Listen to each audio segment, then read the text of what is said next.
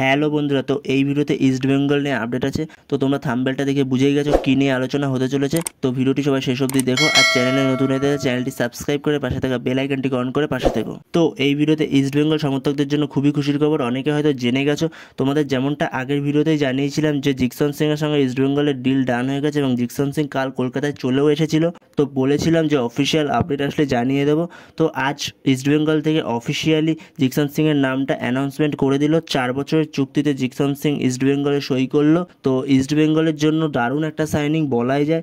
East বেঙ্গলের মাঝমাঠের শক্তিটা দারুণ হবে। তো ইস্ট বেঙ্গলের জিকসন সিংয়ের এই সাইনিংটা করাতে কেরালা ব্লাস্টার্স এফসিকে দিতে হয়েছে প্রায় 3 কোটিরও বেশি ট্রান্সফার ফ্রি, যেটা এখনও পর্যন্ত ইন্ডিয়ান ফুটবলের সবথেকে হাইয়েস্ট ট্রান্সফার ফ্রি। এর আগে হাইয়েস্ট ট্রান্সফার ফ্রি ছিল মোহনবাগান অনিরুদ্ধ থাপাকে নিয়েছিল চেন্নাই থেকে। সেই সময় মোহনবাগান চেন্নাই থেকে অনিরুদ্ধ থাপাকে নেওয়ার জন্য 3 কোটির মতো বা 3 কোটির কম এরকম একটা ট্রান্সফার ফ্রি দিয়েছিল, যেখানে জিকসনের ট্রান্সফার ফিটা সব কিছু ছাপিয়ে চলে গেছে।